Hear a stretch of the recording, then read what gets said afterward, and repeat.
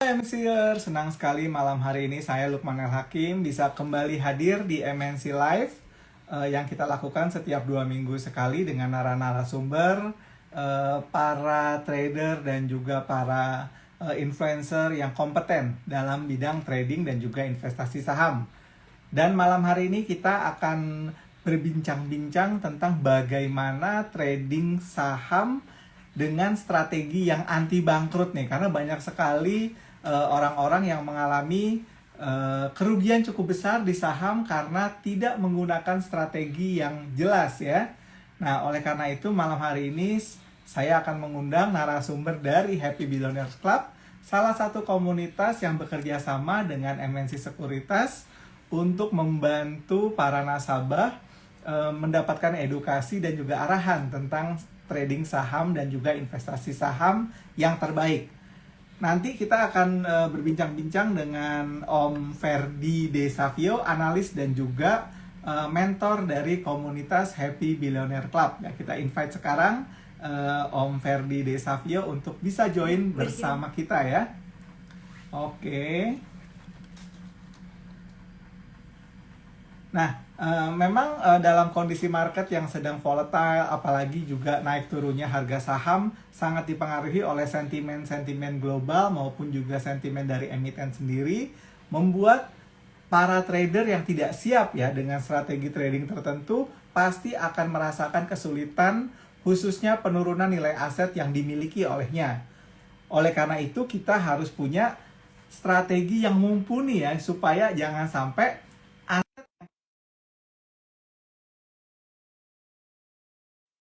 jadi nol gitu ya, atau bangkrut ya. Nah, kita akan bicara tentang bagaimana mengelola risk management pada saat kita trading dan juga bagaimana strategi anti bangkrut menggunakan metode VAR ya, atau VAR ya. Ini bukan VAR yang sepak bola ya, tapi ini VAR yang dikaitkan dengan trading saham. Nah, bersama saya sudah hadir Om Ferdi Desavio, analis dan juga mentor komunitas dari Happy Billionaire Cup. Nah, sebelum kita berdiskusi, Om Ferdi, mungkin bisa jelasin sedikit sih komunitas Happy Billionaire Club itu apa namanya? Unik banget nih. Happy Iya and dong. Billionaire Club ya. Silakan Om Ferdi. Oke, malam. Thank you Pak Lukman. Thank you teman-teman semua, MNC ya semua. Jadi kita Happy Billionaires Club itu salah satu komunitas yang udah lama, udah tua ya di Indonesia sejak akhir 2015, jadi udah 8 tahun lebih. Dan kita spesialisasi untuk edukasi, investasi, dan trading saham yang benar ya. Karena banyak di luar sana metodenya menurut kita itu terlalu berbahaya, ya terlalu risky. Jadi kita mau untuk metode yang orang-orang bisa menghasilkan uang, tapi juga bisa menjalani kehidupannya sehari-hari. Ya, jadi itu makanya kenapa kita hadir di sini untuk lebih banyak edukasi dan member-member kita saat ini secara aktif sudah ada di sekitar 2 ribuan orang di seluruh Indonesia gitu ya. Tapi kalau dari awal mungkin sudah sekitar 5 ribuan member Oke. gitu, Pak Lukman. Nah, bicara tentang saham sendiri ya. Ini kan sebenarnya ada dua pendekatan. Yang pertama pendekatan sebagai investor saham dan yang kedua adalah pendekatan sebagai trader saham. Nah, mungkin Yes. Om Ferdi bisa sharing sedikit perbedaan yang signifikan dari seorang trader dan seorang investor saham itu seperti apa sih? Oke, jadi yang pertama yang paling signifikan itu adalah masa waktu kita pegang sahamnya, holding periodnya. Kalau kita bicara investor, itu biasa holding periodnya lama tuh, minimal 1 tahun, 2 tahun, 3 tahun, jadi hitungannya tahunan. Sementara kalau kita bicara trader, itu holding periodnya lebih singkat.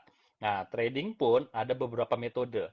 Ya, ada orang-orang yang day trading, scalping, yang mungkin metode pegang sahamnya mungkin bisa hitungannya menit, bahkan jam, atau ya paling lama 1-2 hari udah lepas. Nah, ada juga yang swing trader yang mungkin pegang sahamnya harian sampai mingguan, tapi ada juga yang position trader yang mungkin bisa holding period sahamnya mingguan sampai bulanan. Jadi beda di holding periodnya. Itu yang pertama.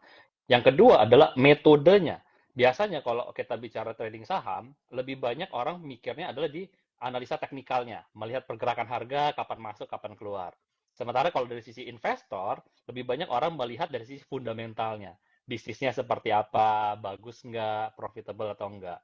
growth-nya ke depan seperti apa. Jadi dari sisi analisanya juga agak berbeda ya, timing masuknya. Jadi itu dua perbedaan yang menurut saya paling signifikan sih antara investor dan trader. Oke. Nah, sekarang kita masuk ke mengenai resiko ya. Kadang-kadang kan orang Mm, ketika bertransaksi di saham itu yang dipikirkan di awal itu adalah untungnya dulu gitu loh, bukan resikonya gitu. Karena kan kita tahu ya, yes, ketika orang bicara tentang trading atau investasi, biasanya kan kita ada metode, ada carrotnya itu adalah untung, tapi iya, mereka nggak memikirkan sticknya gitu loh ya. betul Nah, betul. mungkin perlu di sharing oleh Om Ferdi sebenarnya faktor-faktor resiko apa sih yang perlu dipertimbangkan sebelum kita membeli saham itu sendiri, Om Ferdi? Yes, yes. Jadi memang betul ya, banyak orang pasti mikir cuannya dulu. Pertama kali saya terjun di saham juga pasti tergiur sama cuannya. Namun setelah saya menjalani, belajar dan terus-menerus sekarang jadi full time trader, sangat paham bahwa prinsip utama dari kita adalah risk first, profit second. Nah, Hmm, jadi urusan profit itu nomor dua. Setelah risknya itu bisa kita manage, maka profitnya akan datang dengan sendirinya. Makanya risk first, profit second. Nah, sekarang risikonya apa aja nih di saham?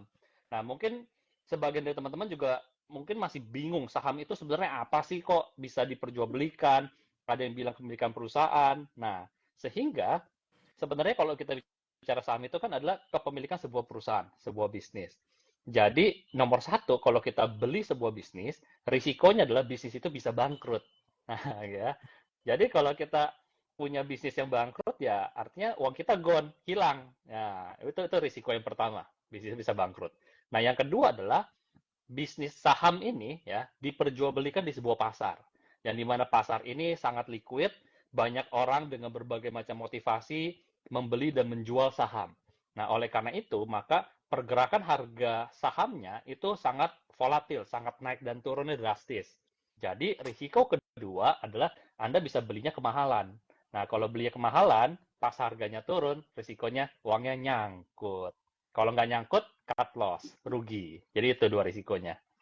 Oke, jadi yang pertama adalah resiko dari sisi perusahaannya sendiri, kayak tadi ya, misalnya let's say perusahaannya bangkrut, tutup, atau tidak beroperasi. Dan yang kedua adalah resiko yang dikaitkan dengan keputusan kapan membeli, kapan menjual, di Ya, harga mana kita membeli, di mana kita benar. menjual, ya kan? Sehingga ada peluang atau potensi penurunan nilai dari saham yang kita miliki. Nah, kalau diperhatikan, saat ini kan juga resikonya dikaitkan juga dengan volatilitas pergerakan harganya sendiri. Apalagi kalau misalnya, let's say, marketnya dalam arti misalnya, let's say, tidak berkecenderungan naik atau misalkan Hmm. tidak berkecenderungan turun, tapi di situ-situ aja gitu ya.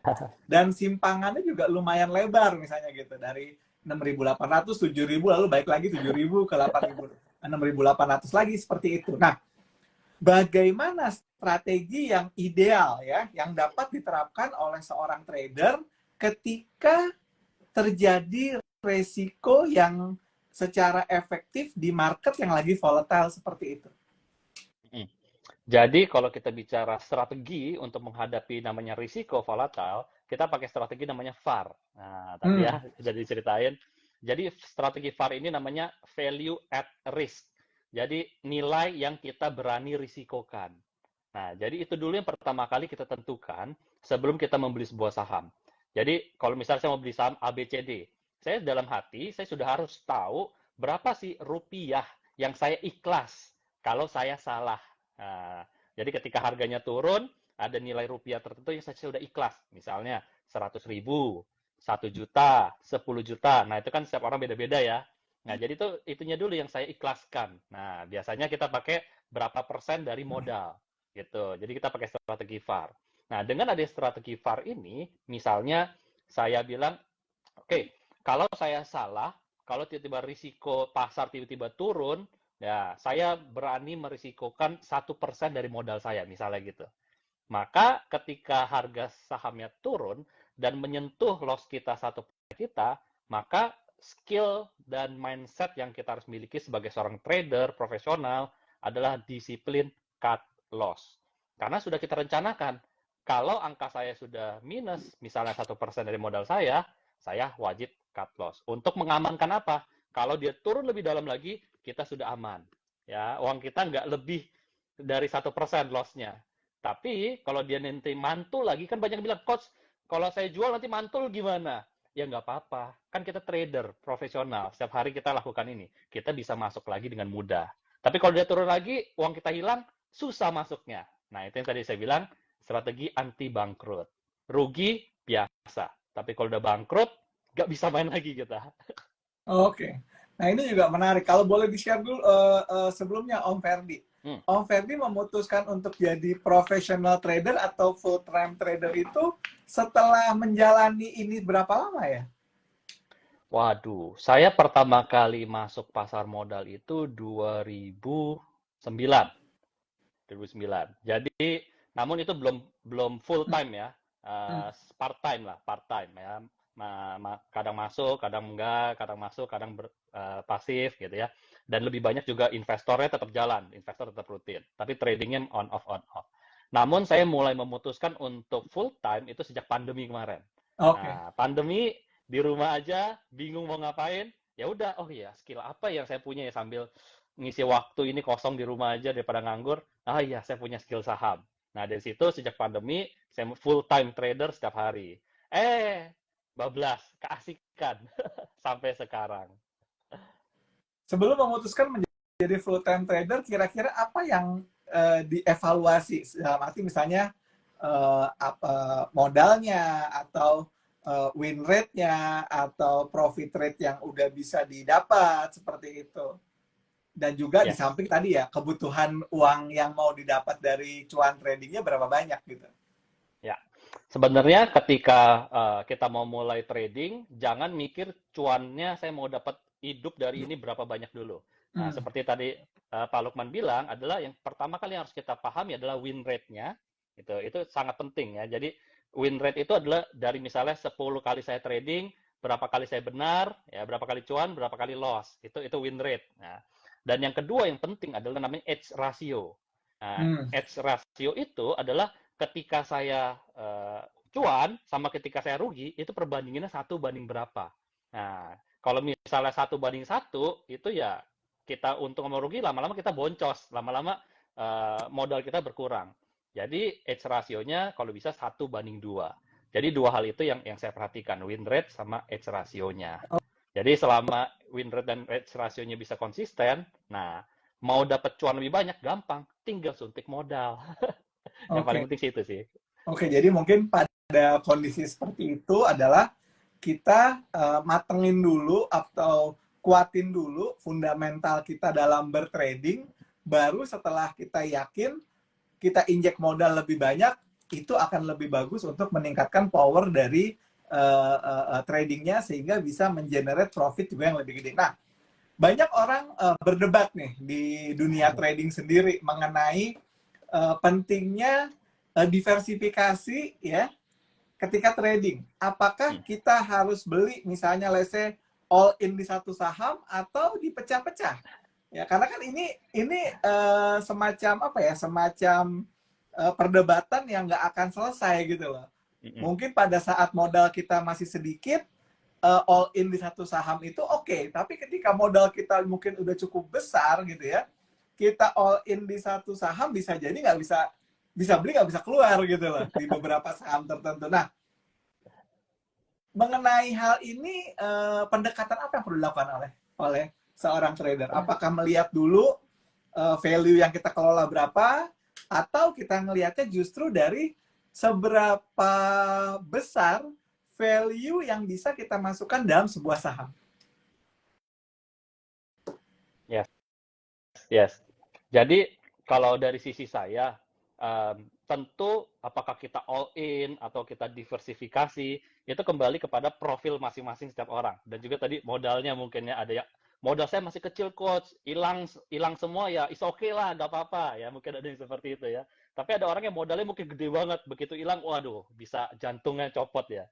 Nah tapi balik lagi itu kembali ke profil masing-masing. Cuman saya pun ketika saya mulai, saya pakai uang yang menurut saya hilang pun nggak apa-apa ketika saya mulai. Ya, jadi hilang pun udah saya anggap itu uang sekolahnya saya. Nah, jadi namun walaupun saya mulai dengan uang yang menurut saya hilang nggak apa-apa, saya ikhlas, saya tetap berusaha untuk disiplin. Ya, kenapa? Karena ini akan menjadi sebuah kebiasaan. Ketika uang saya kecil, saya sudah disiplin, maka ketika nanti uang saya besar, kebiasaan disiplin ini akan menjaga saya supaya saya tidak kehilangan uang saya lebih banyak lagi. Jadi disiplin itulah yang tetap saya jalankan. Nah, disiplinnya apa? Disiplinnya adalah strategi FAR tadi. Nah, dengan adanya strategi FAR tadi, maka secara otomatis nggak mungkin saya all in dalam sebuah Hmm. saham. Karena ada nilai tertentu yang saya sudah ikhlaskan. Dan biasanya nilainya ikhlasnya ya nggak mungkin seluruh modalnya akan ikhlas. Nah, jadi kita pakai FAR. Misalnya, ada satu saham yang saya yakin banget secara fundamentalnya saya sudah analisa secara mendalam, secara teknikalnya ini pricingnya ini timingnya best banget, valuasinya ini murah banget, ini kayaknya benda berharga nih. Maka normalnya mungkin saya akan pakai VAR 1%. Artinya saya ikhlas hilang 1% dari modal saya kalau saya salah. Tapi karena ini saya yakin banget, mungkin saya bisa naikin VAR-nya jadi 3% atau 4%. Jadi itu yang nanti bisa kita mainkan gitu. Sesuai dengan keyakinan dari analisanya kita.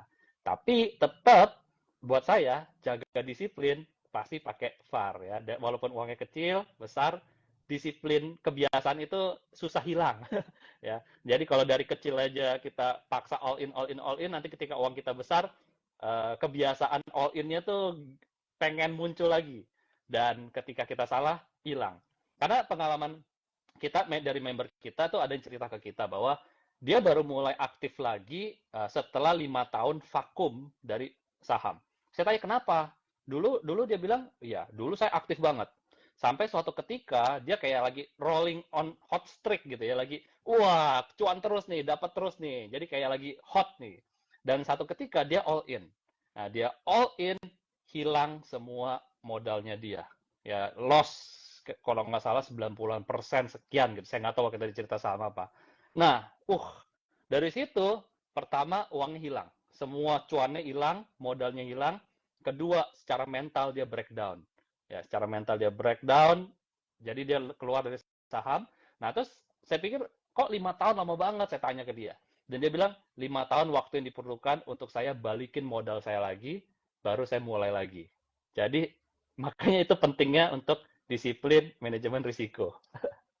Iya. Thank you. Nah, untuk MNCers yang hendak bertanya, jangan lupa untuk bertanya di kolom Q&A karena nanti akan kita tampilkan pertanyaannya untuk dijawab oleh Om Ferdi ya. Nah, ini lagi banyak nih Om Ferdi meme-meme yang bertebaran ya di market hari ini ya, atau 2 hari lalu lah. Meme-nya itu terkait gambarnya kayak gini nih. Tahu gitu kan gue all in beli saham brand gitu. Nah, Bener. itu kalau lagi cuan itu kepengennya wah tahu gitu duit gue all in di satu saham. Tapi kalau misalnya tiba-tiba sahamnya yang dibeli mungkin turunnya dikunci ARB berhari-hari, tahu gitu gue nggak all in di saham itu. Nah, ini juga sebenarnya kan semacam apa ya? Semacam hal yang memang kayak kita bilang ya, keuntungan itu sometimes tidak bisa diprediksi. Tapi kalau kerugian itu bisa ditakar gitu loh ya. Makanya Betul. metode value at risk ini sangat menarik untuk mereka yang ingin supaya tidak bangkrut. Dalam arti tidak semua asetnya atau tidak semua hartanya hilang ketika sebuah saham itu mengalami penurunan value yang sangat drastis. Karena perlu dicatat lagi oleh teman-teman semua, kalau dulu saham itu turun nilai 50 udah selesai gitu loh. Sekarang udah ada beberapa saham yang udah di harga 2 gitu loh. Dengan kondisi saham di harga 2, itu bahkan lebih murah dari harga selembar kertas HPS. Ya. Karena selembar kertas HPS kan sekarang satu rim mungkin 30-an ribu. Itu isi 500 gitu ya. Nah, itu kalau buat di print di kertas HPS harga saham 2 mahalan ngeprint ya ketimbang sahamnya sendiri gitu. Jadi ini penting banget ya buat teman-teman ya untuk apa? Untuk kita punya strategi trading sehingga tidak bangkrut ya. Tidak kehilangan modal yang signifikan sehingga untuk merecovery-nya itu mungkin butuh waktu tahunan atau puluhan tahun. Nah, sekarang kembali ke masalah per cut loss-an. Ini tadi saya baca nih ya, di ruangan kita ada tulisan nasihat dari Pak Haritanu gitu ya. Tulisannya gini katanya, seorang trader yang baik itu adalah mereka yang bisa cut loss cepat dan let profit run gitu loh. Nah, kebalikannya justru di Indonesia saat ini ketika kita punya profit 2-3% atau 5%, itu tangan udah gatal. Ya, aduh gue jual deh takutnya turun gitu kan. Nah, tetapi ketika saham itu sedang turun, mereka hold tight gitu loh. Karena asumsinya nanti naik lagi gitu loh. Nah, bagaimana kita mengelola keputusan cut loss, Om Ferdi? Dan kapan kita bisa memutuskan untuk melakukan cut loss? Ya, jadi itu bicara psikologi sebenarnya ya. Karena kalau Mm-mm. dari sisi keilmuan, saya mungkin cerita dari sisi keilmuannya dulu. Dari sisi keilmuan itu sangat sederhana, teman-teman. Buat teman-teman yang belajar ilmu teknikal, sederhananya kan kita sedang mencari tahu posisi supply dan demand. Berapa banyak orang yang minat beli, berapa banyak orang yang mau jual. Nah, ketika orang yang mau jual lebih banyak dari orang yang mau beli, maka harganya cenderung akan turun terus. Nah, sebenarnya itulah analisa teknikal. Kita mencoba cari tahu berapa banyak minat beli dan berapa banyak orang-orang yang mau jual. Nah, kapan kita cut loss secara ilmu teknikal adalah ketika orang-orang yang mau jual itu lebih banyak daripada orang-orang yang minat beli. Artinya supply-nya lebih besar dari demand, maka harga cenderung akan turun. Nah, apalagi kalau kita sudah belajar ilmu technical analysis, kita tahu bagaimana bisa menentukan di mana level support. Nah, ketika level supportnya udah jebol, apalagi jebol berkali-kali, itu udah signal banget tuh untuk jual. Nah, jadi secara keilmuan adalah ketika jebol level supportnya kita, itu sudah waktunya untuk jual. Nah, namun yang paling sulit bukan mengetahui di mana level supportnya, tapi ketika dia tembus level support, mau pencet tombol sell itu loh di aplikasi itu loh. Hmm. Itu yang paling sulit. Nah, psikologinya. Nah, karena secara keilmuan tahu nih, tapi ketika mencet tombol sell dalam hati, aduh, bakal naik nih. Aduh, tak nanti kalau mantul gimana? Aduh, mudah-mudahan mantul. Aduh, ini kok makin dalam, makin dalam. Aduh, makin, aduh, ya udah deh, nyangkut. Nah, jadi tombol psikologinya itu yang paling sulit. Maka disiplin. Modal kecil, modal besar harus tetap disiplin. Kalau menurut saya sih itu Oke. kekuatan disiplin itu yang paling penting. Ya, sebenarnya kalau kita lihat masalah kedisiplinan sendiri, ini kan kadang-kadang terjadi memang ketika orang itu mengambil apa ya, mengambil model order atau perintah order itu biasanya yang casual dalam arti gini, dia ngelihat saham, dia naik, nanti dia pasang jual. Nah, harusnya kayak di MNC motion trade sendiri, sebenarnya di beberapa order-order kita itu kan sudah ada fitur-fitur yang memudahkan mereka supaya apa? Supaya dia legowo gitu. Ya. Bahasa Jawanya legowo. Legowo untuk take profit ataupun legowo untuk cut loss. Misalnya contoh trailing order, if match order, seperti itu kan. Jadi Ya. Kayak legowo break dalam order. arti kalau misalkan kebeli, kemudian dia naik, dia jual dengan harga yang sesuai gitu dengan order yang dia pasang, atau misalnya dia sudah kena trailing gitu kan, dia jual sesuai dengan trailingnya, baik itu trailing untung maupun trailing rugi. Nah, kadang-kadang memang kalau diperhatikan tadi ya, kita udah tahu nih angka-angka area-area take profit, area-area cut loss, cuman kadang-kadang secara psikologik kita nggak ready. Yang kedua juga ada harapan-harapan. Ya, tadi ya, kalau Yes. turun nanti mantul. Kalau naik, what happen kalau naik lagi Iya, gitu kan. iya. Nah, makanya penting sekali sebenarnya juga untuk mengexercise portfolio yang kita miliki dengan menggunakan order-order yang ada sehingga kita lebih legowo lah. Mm-mm. Legowo untuk take profit maupun legowo untuk cut loss gitu loh. Nah, kembali ke soal tadi ya, pengelolaan tadi ya, cut loss dan lain-lain. Sebenarnya orang ini saat ini sebagai trader itu dalam menghitung dan mengelola size untuk trading dalam pengendalian resiko itu idealnya kayak gimana sih? Ya. pertama ya dari sisi keilmuan dulu dan dari sisi disiplin ya. Nah, dari sisi keilmuan kita pakai metode VAR value at risk. Jadi nomor satu yang perlu kita tentukan kalau kita mau melakukan sizing adalah berapa sih persentase ya dari modal itu yang saya siap ikhlas hilang dalam satu kali trading. Misalnya kalau saya tadi pakai angka 1%, terus misalnya modal kita 100 juta, maka setiap kali trading saya ikhlas hilang 1 juta. Ya, karena modal saya kan 100 juta. Nah, supaya saya bisa hilangnya cuma 1 juta kalau saya salah, maka sizingnya gimana? Itu ya pertanyaannya tadi ya. Nah, maka sizing ini biasanya saya sentuhkan dari titik beli dan titik stop loss-nya saya. Nah, titik jualnya saya. Jadi, saya beli di harga berapa, itu berdasarkan metode analisa teknikalnya kita, dan saya menentukan saya titik jualnya di berapa. Artinya adalah stop loss-nya saya. Kalau saya salah di saham ini, saya stop loss-nya di angka berapa. Misalnya, titik beli saya di angka 1000, stop loss saya di angka 900 misalnya ya. Itu kita sudah tentukan dari analisa teknikal. Maka saya punya risiko kan 100 itu. 1000 dikurang 900. Ya, beli jadi 1000, stop loss saya kalau saya salah di 900. Maka saya punya selisih risiko saya adalah Rp100 per lembar saham. Nah, dari situ mudah aja. Jadi tadi saya ikhlas hilang 1 juta, tinggal dibagi dengan Rp100 per lembar saham ini. Maka saya akan dapat 1 juta dibagi 100 itu kurang lebih berarti sekitar 100 lot. Nah, itulah sizing yang akan saya beli untuk eksekusi saham ini. Jadi, ini yang saya sebut namanya trading plan. Jadi, untuk setiap kali saham, sebelum saya beli, malam-malam, ya, malam-malam saya biasa analisa saham tuh malam-malam, harga penutupan. Jadi, saya jarang mantau saham di harga ketika lagi aktif, tapi lebih aktifnya malah penutupan, karena kita analisanya di situ. Nah, di malam-malam itu yang saya lakukan adalah saya menganalisa saham dan saya membuat namanya trading plan. Jadi saya udah tahu nih, VAR saya ikhlas hilang berapa, beli di harga berapa, stop loss di harga berapa, dan sizingnya berapa. Nah, sebelum saya punya itu, besok saya tinggal eksekusi aja. Jadi itu trading plan-nya.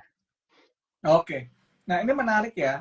Ketika bicara tentang value at risk, ada 1%, ada berapa. Ini kan juga kembali mungkin ke tipe orangnya sendiri. Tapi apakah juga bisa value at risk ini disesuaikan dengan karakter sahamnya? Misalnya kayak contoh, karakter saham yang bergerak kayak lincah gitu ya, dengan karakter saham yang bergeraknya kurang lincah gitu kan. Ya. Mungkin aja value at risk-nya akan berbeda. Nah, apakah ini juga dilakukan oleh Om Ferdi, Fer?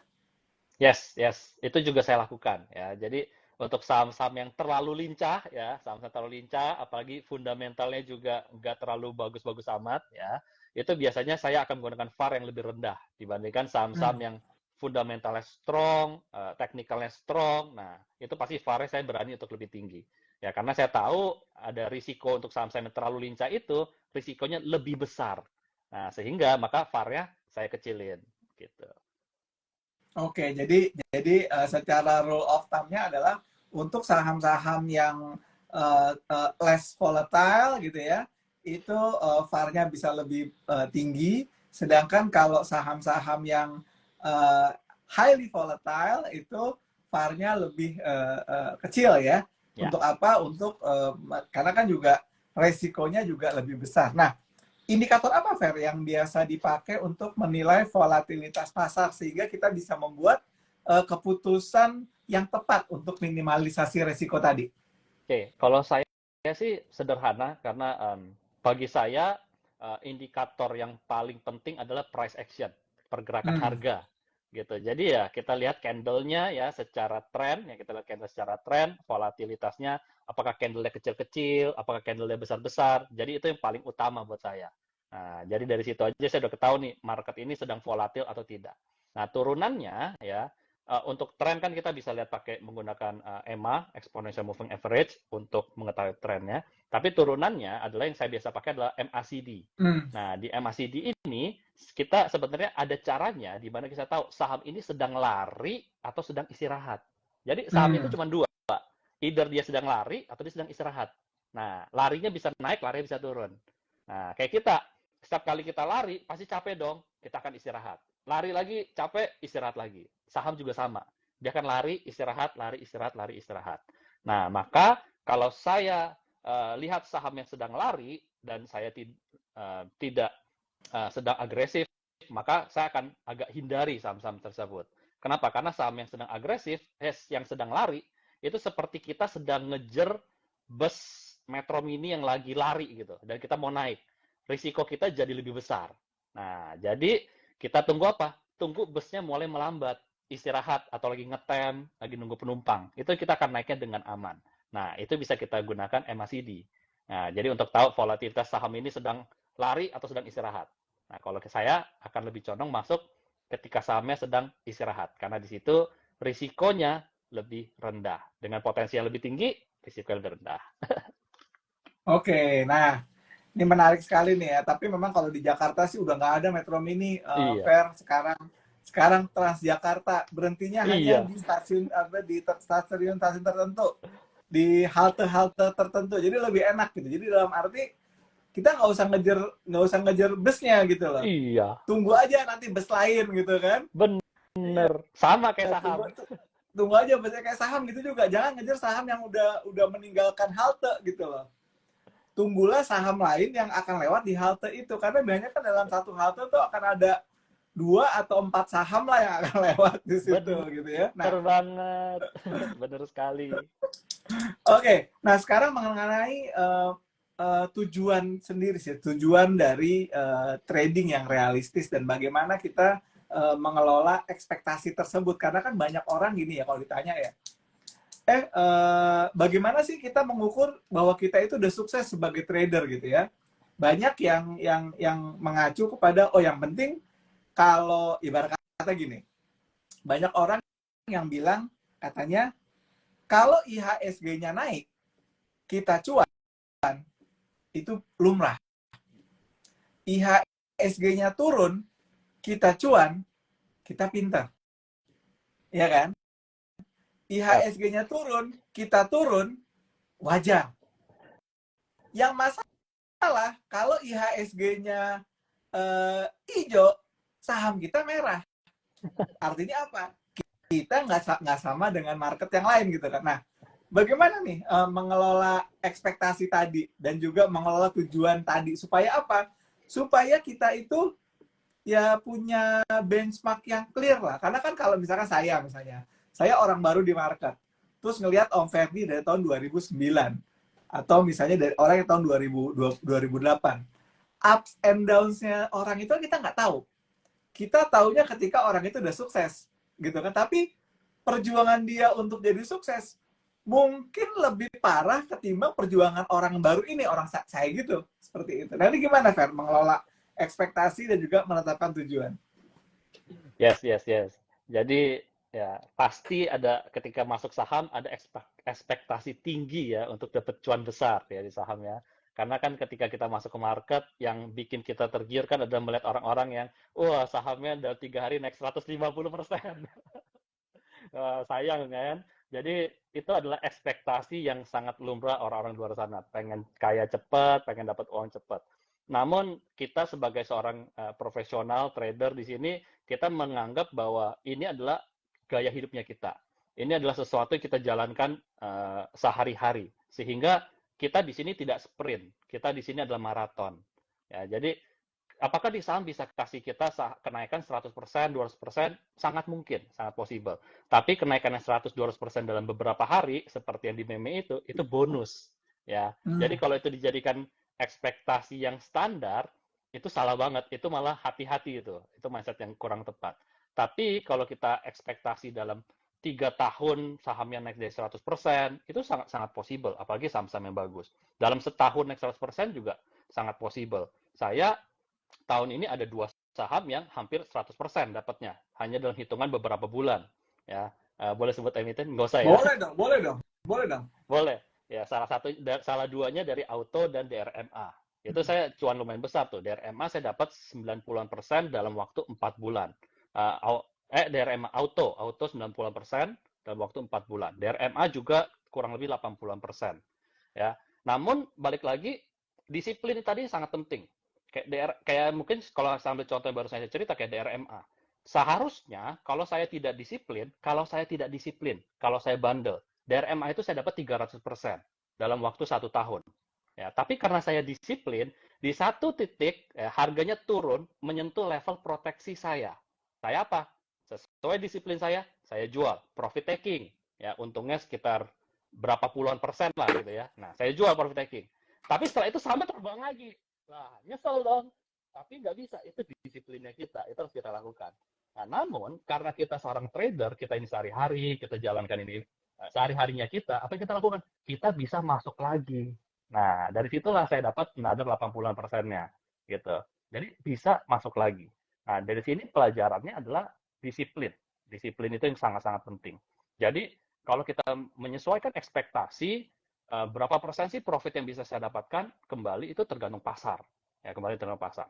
Yang paling penting adalah ketika Anda disiplin, seperti tadi Pak Lukman bilang, dalam situasi ekonomi apapun, Anda portofolio Anda tetap bisa mengungguli pasar. Ya, ketika market lagi jatuh, disiplin kita apa? Disiplin kita kan berarti kan menyentuh proteksi dong, cut Ya, loss habis. Nah, ketika cut loss habis, masa kita mau masuk lagi, market lagi merah.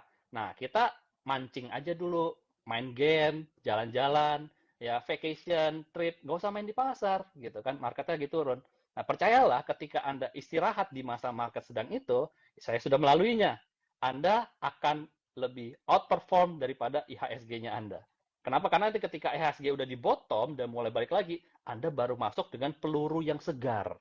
Sementara orang-orang yang kemarin kepo-kepo di masa turun tetap wah fighting struggling, modal mereka habis sedikit, sedikit, sedikit, sedikit. Jadi mereka nggak punya modal seperti kita yang fresh, yang istirahat. Nah, ketika market lagi naik, disiplin kita bisa memberikan kinerja yang jauh lebih besar dari orang-orang lain. iya, Nah, jadi itu sih kalau menurut saya balik lagi ke disiplin menjalankan kebiasaan tradingnya kita. iya. Ya, sebagai contoh lah, misalkan duitnya ada di RDN ya selama belum di tradingnya jadi parkirin aja dulu ke reksadana pasar uang gitu kan, biar bisa terus Nah, bertumbuh gitu kan. betul. Jangan jangan malah ditarik ke rekening, malah justru akhirnya nanti kepake buat yang lain. Pas giliran nanti mau trading, ya udah jadi sepeda, udah jadi motor, udah jadi yang lain-lain gitu kan. Mau dijual, harganya turun. Mendingan dimasukin ke reksadana pasar uang. Nah, kita tahu juga bahwa di motion trade saat ini RDN yang sama bisa juga dipakai untuk membeli reksadana pasar uang gitu ya. Nah, sekarang kita lihat dulu pertanyaan-pertanyaan dari user gitu ya. Hmm. Bentar. Oke, sambil nunggu pertanyaan dari user, mungkin dari Om Ferdi, saya ada pertanyaan nih Om Ferdi. Hmm. Ya, kan banyak sekali ya kejadian-kejadian di mana orang tadinya punya saham ya, sahamnya untung. Ini ambil contoh deh, saham gajah tunggal. Ada orang yang beli saham ini sampai untung, udah untung nggak dijual. Sekarang akhirnya jadi merah. Nah, sebenarnya hal-hal kayak gini kan terjadi gitu ya, terjadi di market gitu. Dalam artian bahwa orang kehilangan momentum ada dua, kehilangan momentum beli dan kehilangan momentum untuk jual. Bagaimana menyikapinya Om Ferdi? Balik lagi jawaban saya disiplin. Disiplin terhadap trading plan-nya. Nah, kesalahan orang ketika trading plan ya ada dua tipe orang lah, ada dua tipe orang ya. Tipe orang pertama ya adalah ketika sudah cuan dikit, gregetan pengen jual seperti Pak Lukman tadi bilang kan. Waduh, cuan 5% jual, 5% jual ya, gregetan pengen jual. Sementara ketika turun 10%, wah ditahan, ditahan. Nah, di sisi yang lainnya adalah ketika sudah naik, nggak dijual-jual, tahan, disayang-sayang. Ketika makin besar, sayang-sayang. Nah, ketika dia udah naik tinggi dan sudah mulai turun, secara teknikal sudah mulai turun, masih disayang-sayang. Kenapa? Karena mereka dalam pribadi yang masih berharap, ini penurunan sementara aja, nanti juga akan naik. Nah, sehingga ketika emosinya sudah mulai bermain, dia tidak melihat lagi angka real, data real, bahwa secara teknikal sudah memberikan sinyal untuk profit taking. Jadi balik lagi sebenarnya disiplin versus emosinya dia gitu. Kayak contoh dari mas saya tadi, secara disiplin saya harus jual. Jualnya apa? Profit taking. Tapi kalau dalam hati, aduh nyesel jual, nyesel, nyesel banget. Tapi disiplin itu yang sangat penting. Jadi untuk menyikapinya, teman-teman perlu dua punya trading plan. Trading Oke. profit taking seperti apa? Plan untuk profit taking seperti apa? Plan untuk stop loss-nya juga seperti apa? Itu dua plan yang sangat penting. Oke. Ini ada pertanyaan nih, Om Ferdi. Hmm. Bedanya investasi saham dengan rajin nabung dollar cost averaging saham itu apa ya? Nah, sebenarnya kalau ini dikaitkan sebenarnya sama aja. Ya, investasi saham kan bicara jangka panjang, ya, bicara jangka panjang, long term. Nah, kalau kita bicara nabung, dollar cost averaging, artinya kan adalah setiap bulan kita cicil beli. Nah, jadi kalau kita cicil beli setiap bulan secara berkala dan kita belinya selama misalnya setahun, 2 tahun, sebenarnya itu investasi aja. Tapi strategi, metode investasinya bukan beli sekali, tahan 10 tahun, enggak. Tapi belinya berkala setiap bulan. Nah, jadi investasi saham dan nabung dolar itu cuman strategi aja, caranya aja gitu. Oke. Nah, kayak contoh yang dollar cost average ini mungkin lebih cocok untuk mereka yang punya penghasilan rutin ya, dalam Mm-mm. arti dari bagian porsi gajinya dia masukin misalkan setiap bulan, setiap tanggal 1 dari hasil gajiannya langsung dimasukin, misalkan dibelikan saham Astra, diberikan Ya, saham BCA, diberikan saham brand gitu ya. ya. Nanti gitu. Ini menarik banget nih. Kalau kalau melihat banyak orang mungkin merasa bahwa oh gue harus punya duit banyak dulu baru gue berinvestasi. Padahal kayak tadi ya, kayak contoh misalnya kayak contoh beli reksadana, beli saham itu kan nggak harus modal gede gitu ya. Bahkan kayak misalkan contoh untuk membeli satu lot BCA pun mungkin butuh 900 ribuan lah gitu. Buat Mm-mm. beli BRI 500 ribuan. Jadi tidak usah menunggu sampai punya duit 100 juta baru mulai berinvestasi. Dan itulah yang dikaitkan dengan bagaimana melakukan dollar cost averaging gitu ya. Yes. Oke, thank you ya untuk Muhammad. Sekarang pertanyaan berikutnya ada Coach, apa pedoman kita beli pas di posisi aman atau di terminal, Coach? Kata gitu. Nah, Mas, ini kadang-kadang memang terjadi perdebatan gitu, perdebatan antara kelompok orang-orang yang uh, buy on weakness atau bottom fishing dengan kelompok orang-orang yang breakout buy gitu. Nah, ini mm, menurut Om Ferdi apa pedomannya untuk mereka yang mau bottom fishing dan juga orang-orang yang mau breakout buy? yes. Pedomannya balik lagi back to market, kembali kepada pasar. Jadi ketika saya membeli saham, saya akan melihat perilaku pergerakan harganya seperti apa. Karena disitulah market ya punya ekspektasi terhadap saham ini. Nah, kapan saya beli breakout, kapan saya beli bottom fishing, itu kan sebenarnya bicara strategi. Nah, strategi ini datangnya dari mana? Ya, disesuaikan dengan kondisi pasar.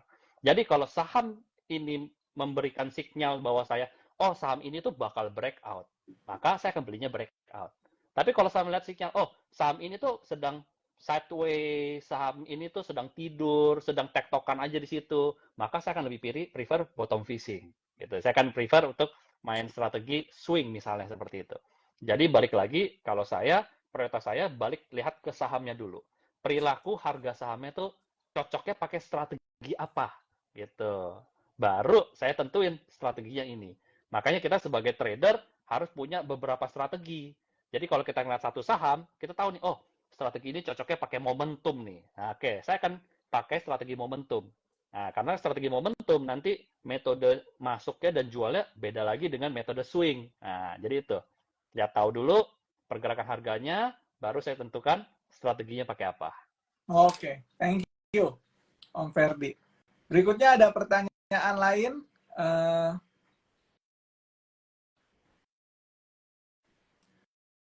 Om Ferdi, selain VAR, apalagi yang perlu diperhatikan untuk membuat trading plan yang baik? Hmm, VAR itu sudah lebih dari cukup. Jadi VAR itu ada turunannya. Untuk bikin VAR itu ada turunannya. Ya, pertama adalah value at risk-nya. Berapa rupiah yang siap saya ikhlaskan, ya, misalnya dalam bentuk persentase. Nah, kemudian turunannya adalah berapa yang kita butuhkan, angka berikutnya adalah beli di harga berapa saham tersebut. Nah, Terus nanti informasi berikut yang saya butuhkan dalam trading plan itu adalah stop loss-nya saya di angka berapa kalau saya salah terhadap saham tersebut. Jadi udah ada angka VAR, udah ada angka beli, sudah ada angka stop loss-nya. Nah, baru kemudian yang keempat adalah angka sizing-nya. Belinya berapa lot. Jadi itu 4 informasi penting yang perlu saya punya ketika saya mau bikin trading plan. Oke, jadi ingat ya, dari VAR, kemudian tentukan level Harga trade beli, price-nya, kemudian level stop loss-nya, dan juga size-nya gitu ya. Jangan sampai apa? Jangan sampai ketika kita membuat trading plan itu, beli dulu, dihajar dulu, di HK dulu, baru nanti ditanya, Om, ini stop loss-nya di berapa? Ini sering banget Om Ferdi. Mungkin di komunitas Happy Billionaire Club juga pasti banyak tuh yang udah beli yes. baru dibikin trading plan-nya. Udah beli baru nanya, Om Ferdi, stop loss-nya di berapa? Om Ferdi, take profit-nya di berapa? Om Ferdi, ininya di berapa? Nah, ini biasa seperti itu. Ya. Nah, lanjut Yes, ya. yes, yes, yes. Lebih banyaknya beli dulu, nyangkut, baru nanya, Om, ini fundamentalnya bagus nggak, Om? Tapi itu merupakan ciri-ciri dari trader dan investor di dunia berkembang. Jadi wajar Betul, lah, ya. betul Nggak cuma sekali. di Indonesia, kayaknya di India, di Nigeria juga sama. Betul banget ya. Umum secara umum. Makanya Umum penting ya. untuk punya komunitas ya, untuk punya komunitas yang bisa saling Betul. reminder, saling Saling support. ingetin, Ya. saling support. Nah, disitulah kita komunitas Happy Billionaires Club hadir. Oke, pertanyaan berikutnya ya. Om Ferdi, biasanya kalau dalam melakukan trading ini, apakah ada pertimbangan bandarmologi nggak? Nah, ini penting banget nih ya.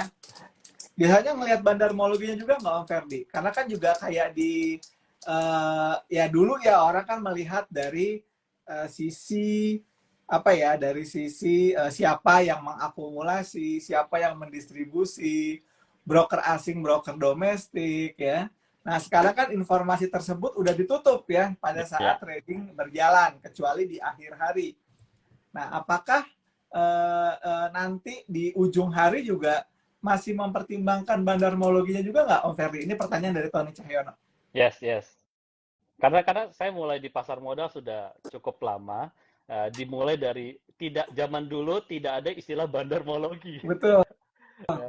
Nah, jadi saya karena atas dasar itu belajarnya sudah lama ya, baru tahu bandarmologi kan baru beberapa tahun terakhir ini. Jadi saya nggak pernah pakai namanya istilahnya bandarmologi. Namun saya suka belajar, jadi saya coba cari tahu apa itu bandarmologi, bagaimana ekspektasi orang, bagaimana cara orang pakai.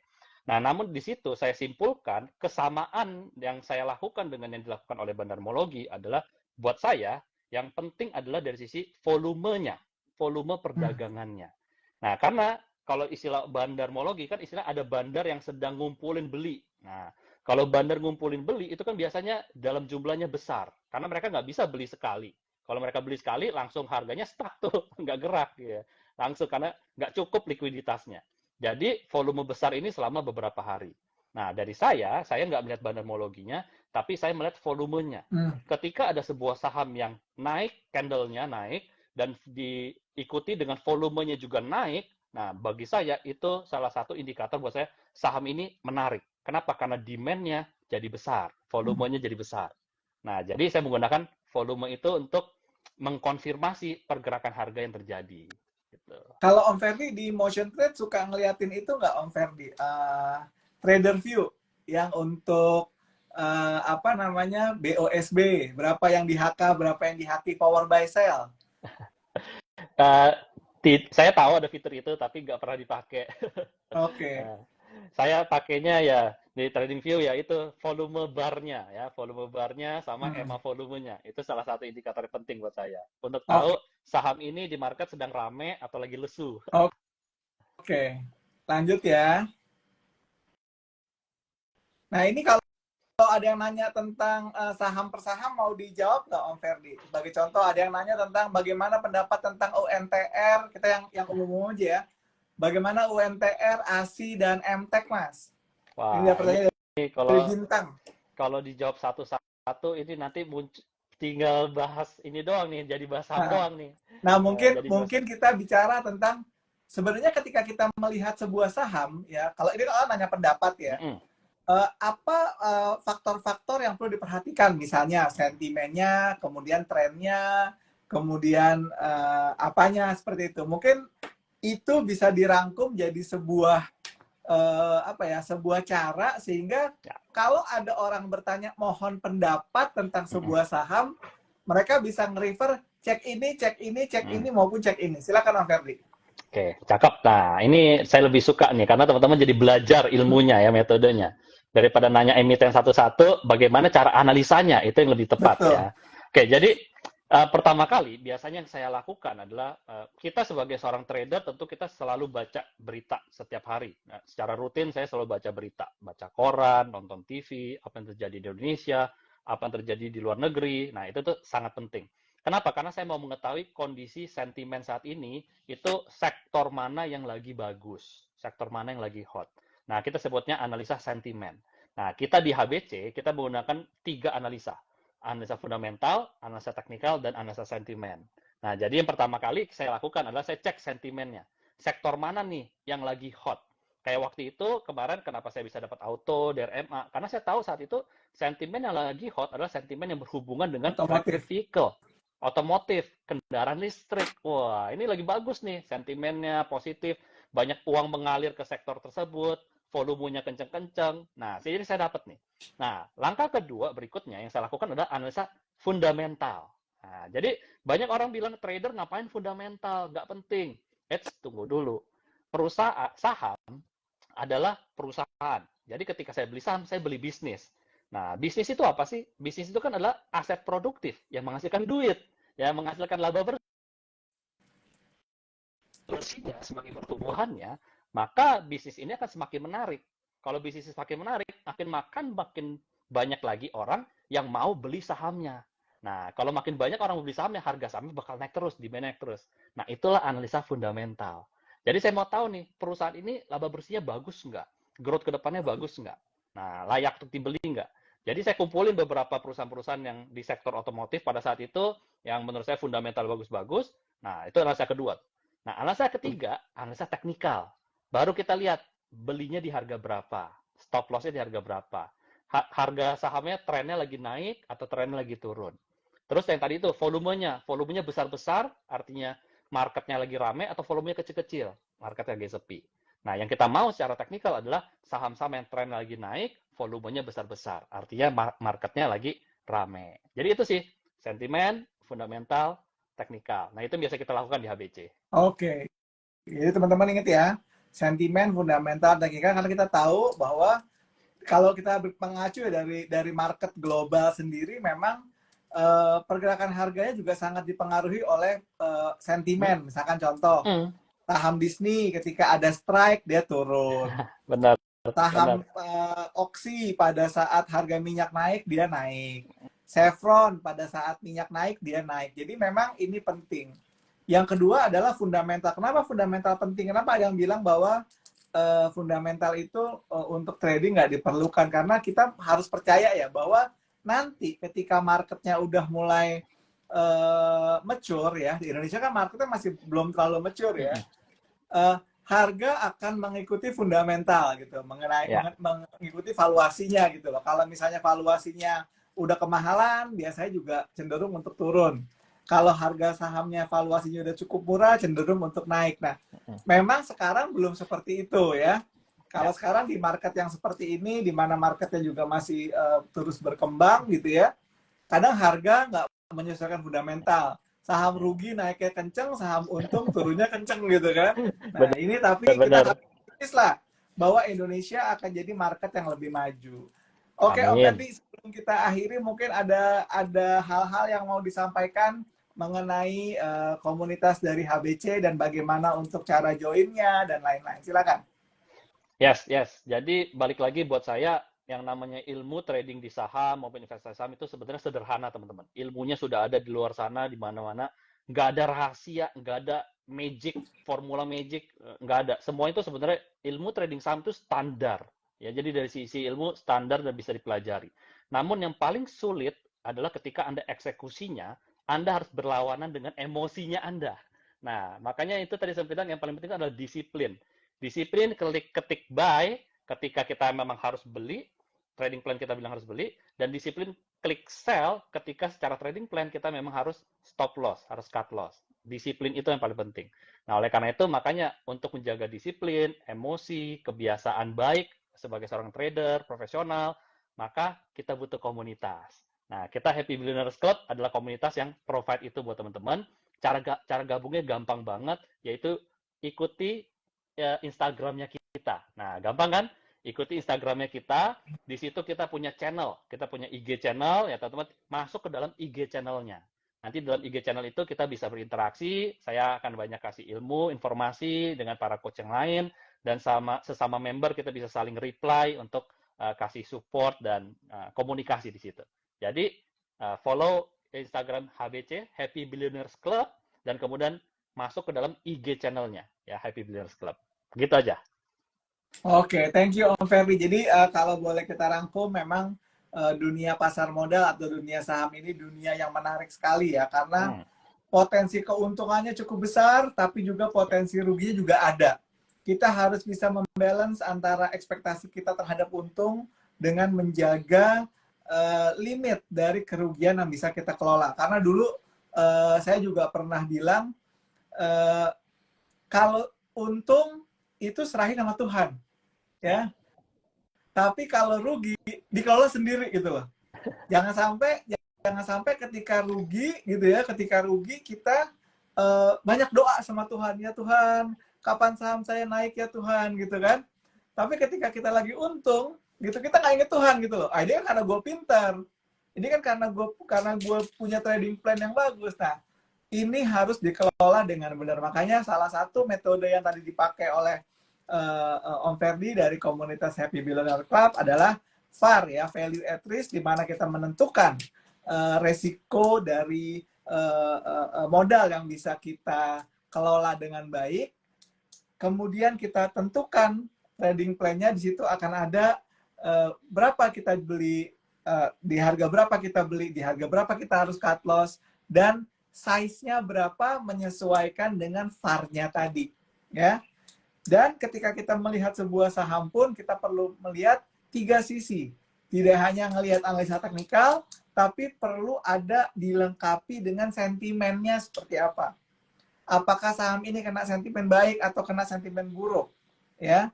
Kemudian apakah saham ini secara fundamental overvalue, undervalue, merugi, menguntungkan, dan lain-lain, ya. Baru kita putuskan berdasarkan teknikalnya seperti apa, volume yang sedang terjadi, sedang berjalan, liquidity-nya seperti apa, kemudian bentukan candle-nya seperti apa, lalu mungkin juga tadi ya bandarmologinya seperti apa kalau mau diikutin seperti itu ya. Jadi gunakan 360 degree lah. Supaya apa? Supaya kita bisa mendapatkan profit yang optimal dengan resiko yang bisa dikelola dengan baik. Saya ucapkan terima kasih kepada Om Ferdi Savio, analis dan mentor komunitas dari Happy Billionaire Club. Senang sekali malam hari ini bisa sharing dengan kita, dan ilmunya betul-betul bermanfaat. Dan kalau kata anak sekarang, ilmunya daging banget gitu lah ya. Gitu. Padahal juga kita tahu ya bahwa konro itu dagingnya dikit, tapi enak juga gitu loh. Thank you Om Ferdi, good luck dengan komunitas Happy Billionaire Club. Semoga terus berkembang dan terus mengedukasi, dan MSI Sekuritas merasa beruntung bisa memiliki Happy Billionaire Club sebagai salah satu member komunitas dari Motion Trade. Terima kasih, selamat malam, dan sampai jumpa di live Instagram berikutnya. Bye-bye. Thank you. Thank you. Thank you.